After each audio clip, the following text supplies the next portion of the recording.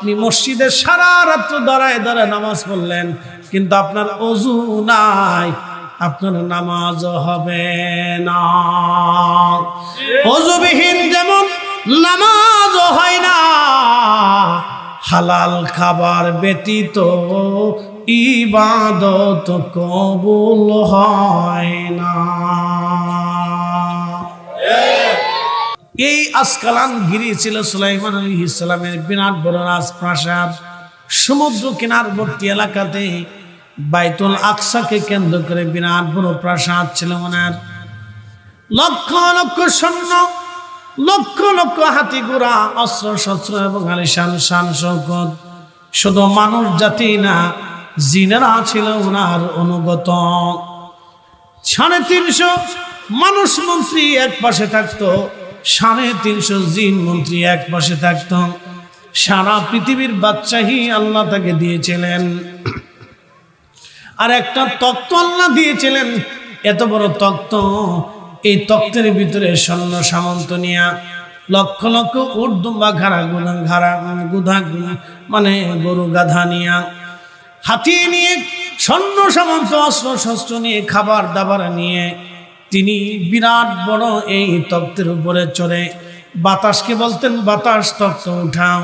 এই বিরাট তখ্তখানা সিংহাসনখানা উঠাইয়া বাতাস উড়িয়ে সারা পৃথিবী ঘুরায় ঘুরায় সুলাইমানকে নিয়ে আসতো।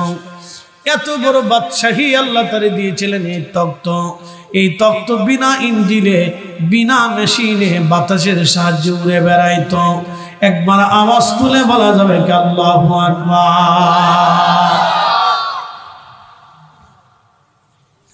রাজদরবারে একদিন বসে আছে সুলাইমান আলাইহিস সালাম।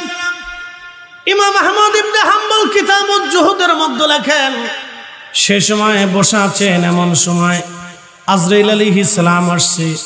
আজরাইল আলাইহিস সালাম এসে রাজদরবারে ঢুকে একটা যুবকের দিকে তীক্ষ্ণ নজরে তাকানো আছেন, একেবারে তীক্ষ্ণ নজর। তো যুবকের ভয় ভয় লাগতেছিল। আজরাইল চলে গেলেন। যুবক না হুজুর সুলাইমান আলাইহিস সালামকে বলতেছিলেন, আল্লাহর নবী আমাকে এই মুহূর্তে বাতাসের সাহায্যে হিন্দে পাঠিয়ে দেন। বলে, বেটা হিন্দে তুমি কি করবা? বলে, হুজুর না, এখনই আপনি হিন্দে আমাকে পাঠিয়ে দেন। যুবকটা হিন্দে যাওয়ার জন্য তাড়না করতে লাগলো, তাড়না। যুবক হিন্দে যাওয়ার জন্য তাড়না করতে লাগলো। সুলাইমান আলাইহিস সালাম বললেন, যুবক তাহলে তোমাকে হিন্দে পাঠাচ্ছি। বর্তমান যেটা হিন্দুস্তান, এটার আগে নাম ছিল হিন্দ। হিন্দু কোনো ধর্ম না, সনাতন হচ্ছে ধর্মের নাম। হিন্দ হচ্ছে এই অঞ্চলের নাম। এই অঞ্চলকে হিন্দ বলা হতো প্রাচীনকালে। বুঝতে পারতেছেন, কিতাবুজ জুহুদে হাদিসে এইভাবে আসছে। যুবক বলতেছে আমাকে হিন্দে পাঠান। তো সুলাইমান বললেন, হিন্দে কি করবে? বলে, হুজুর আমাকে হিন্দে যেতেই হবে। তো বাতাস দিয়ে তাকে হিন্দে পাঠানো হবে। তো আজরাইল আলাইহিস সালাম হিন্দে তার জান কবজ করলেন। একসাথে বলবেন আল্লাহু আকবার।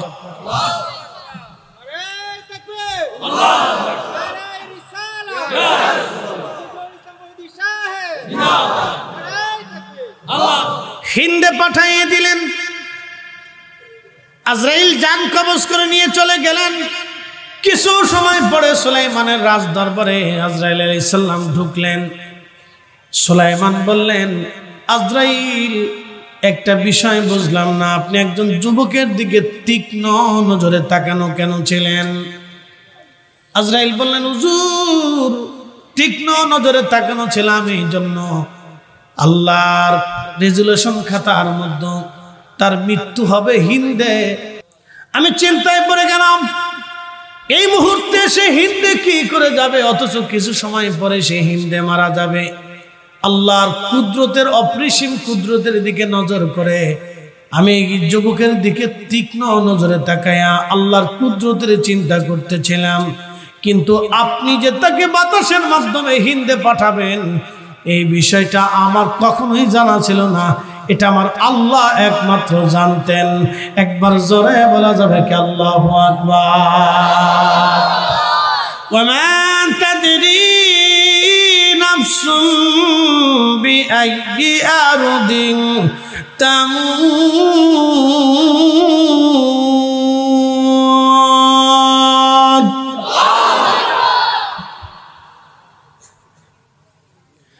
বান্দা কোথায়, কোন জায়গা, কোন হালতে, কোন জায়গা, কোন অবস্থায়, কখন মারা যাবে আল্লাহ ছাড়া কেউ জানে না, কেউ জানে না, কেউ জানে না, কেউ জানে না। একসাথে বলুন আল্লাহু আকবার। আমার এক ভাই লেখছেন যে হুজুর আমাদের এলাকার মানুষ রিসালাত বুঝে না। এবার আসেন রিসালাতটা একটু বুঝাই, সারা রাত দলিল দিয়ে আমি বুঝাই না, আমার বুঝের ধরনটা ভিন্ন রকম। খুব মনোযোগ দিয়ে 5 মিনিট। ওমা তাদরি মুরব্বি কই যায়, এটা কইলেও তো জ্বালা না। এসব কোনটার ভিতরে শেষ কুত্তার ভিতরে লাগাই দিল। ফাজিল ফুলা মানে টিকটকে কুত্তার ভিতরে মুরব্বি লাগাই দিচ্ছে। চিন্তা করেন যে কই যাইতাম। আরে বাংলাদেশের মতো মানুষ আমি পৃথিবীর কোথাও আছে আমি দেখিনি। বাপরে বাপ। আচ্ছা যা হোক না, ওই মানে ফেসবুকে ইউটিউবে যে পরিমাণে মানুষ, বাপরে বাপ, এর এত সময় কই পায়, কেমনে পায় আমি জানি না। তথা খুব মনোযোগ দিন, রিসালাতটা কি আমি আপনাকে এই আয়াত থেকে বুঝিয়ে দিচ্ছি। ওমা তাদরি নাফসুন বিআইয়ি আরদিন তামুত। শোনেন, মানুষ কোথায়, কোন জায়গা, কি হালতে, কেমনে মারা যাবে আল্লাহ ছাড়া কেউ জানে না। সহিহ বুখারীর কিতাবুল মাগাজিতে হাদিস এসেছে, হযরত আব্দুল্লাহ ইবনে মাসউদ রাদিয়াল্লাহু আনহু বলেন, নবীজি বদরের যুদ্ধের ময়দানে যুদ্ধ লাগার আগের দিনে আমাকে সাথে নিয়ে বদরের প্রান্তরে গেলেন। যাওয়ার পরে নবীজি হাত দিয়ে দেখাইলেন, এইখানে আগামীকাল আবু জেহেল মরে থাকবে, এইখানে উতবা মরে থাকবে, ওইখানে সাইবা মরে থাকবে, ওইখানে উতবা মরে থাকবে। একসাথে বলবেন আল্লাহু আকবার, জোরে। আল্লাহ ছাড়া কেউ জানে না, তো রসুল কেমনে জানে? এটার নাম রিসালাত। এটার নাম কি? জোরে বলেন। উনি নবী। জোরে বলেন উনি কি? নবী শব্দের অর্থ গায়েবকে খবর দেনে বলা, যিনি অদৃশ্যের সংবাদ দেন তাকে নবী বলা হয়। একসাথে বলবেন আল্লাহু আকবার। যারা রিসালাত বুঝেন না তারা এখান থেকে রিসালাত বুঝে যান। উনি নবী। জোরে বলেন উনি কি? আরো জোরে বলেন উনি কি? এটাই রিসালাত। আব্দুল্লাহ ইবনে মাসউদ বলেন, আমি চিন্তায় পড়ে গেলাম যে আবু জেহেল মারা যাবে, রাসূল আঙ্গুল দিয়ে বলে দিলেন এইখানে মরে থাকবে, ঠিকানা বলে দিলেন, স্থান নির্ধারিত করে আঙ্গুল দিয়ে বলে দিলেন এখানে মরবে, এখানে উতবা মরবে, ওখানে সাইবা মরবে, ওখানে মুগিরা মরবে। জোরে জোরে জোরে জোরে জোরে রাসূল বলে দিলেন। আব্দুল্লাহ ইবনে মাসউদ বললেন, আমি যুদ্ধ করতেছি আর তাকে তাকিয়ে আছি যে ওরা তো মরবে, রাসূল যে বলছে এটা তো সত্য। কি কথা ঠিক আছে না ভাই? কারি কোরআন তেলাওয়াতের পরে দুইটা শব্দ উচ্চারণ করে, সুন্নিরা পড়ে, নজদিরা পড়তে চায় না। লা হাওলা ওয়ালা কুওয়াতা ইল্লা বিল্লাহ। আমরা সুন্নিরা পড়ি। সাদাকাল্লাহুল মাওলানাল আযীম। আল্লাহ সত্য বলেছে। একসাথে বলেন, কে সত্য বলেছে? এরপর আরবার বলি, ওয়াসাদাকা রাসূলুহুন নাবিয়্যুল হাবিবুল কারীম। রাসূল সত্য বলেছে। একসাথে বলবেন আল্লাহু আকবার।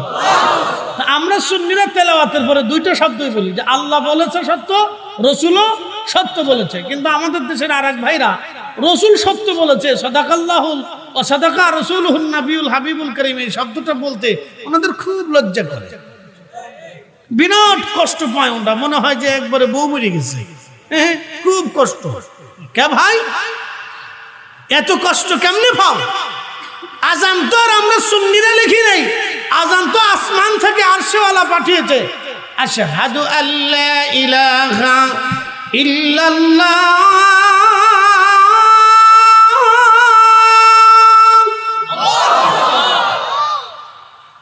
আশহাদু আন্না মুহাম্মাদার রাসূলুল্লাহ।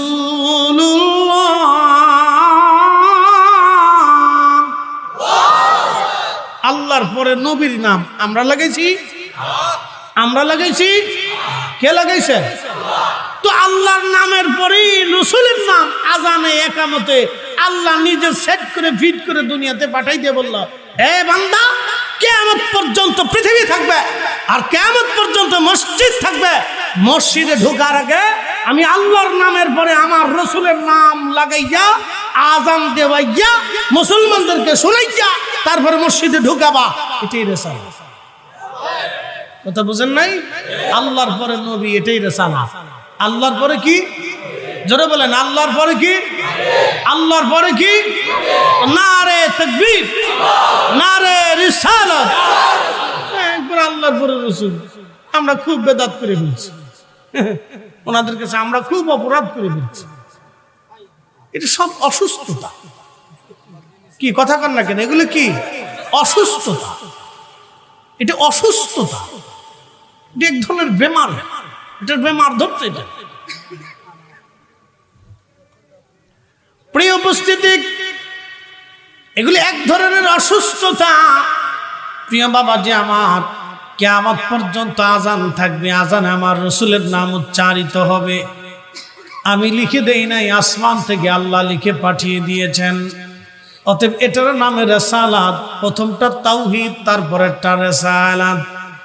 একটা কথা মনে রাখবেন, কোরআনে আল্লাহ বলে দিলেন, মাইয়ুতি'আর রাসূল ফাকাদ আতা আল্লাহ। নবী উম্মতকে জানায় দেন, চূড়ান্ত ভাবে বলে দেন, আপনি নবী মানলে আল্লাহ মানা হবে।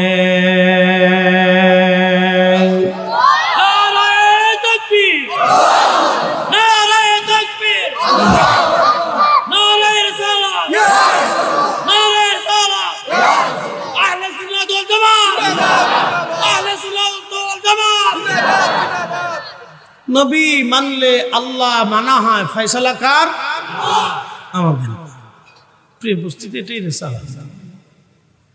রিসালাত যে বুঝে না, আমি বুঝবো, সে আসলে দিন দুনিয়া কিছু বুঝে সুঝে বোঝার দরকার। ভাইরে, এটা তো ঝগড়ার বিষয় না, এটা অবুঝের বিষয় না, এটা আপনাকে সারা জীবনে বুঝতে হবে।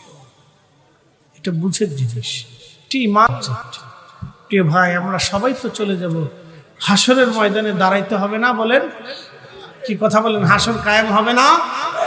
কায়েম হওয়ার পরে হাসরের ময়দানে আপনার জন্য তাড়না কি করবে? বাবা মা আত্মীয় স্বজন সব তো ভুলে যাবে, তো আপনার জন্য তাড়না করবে কি, কান্না করবে কি? তিনি আমাদের রাসূল। কথা বলেন ঠিক কিনা? এটা রিসালাত। তিনি রাসূল। আসা আইয়াবাসাকা মাকামান মাহমুদা।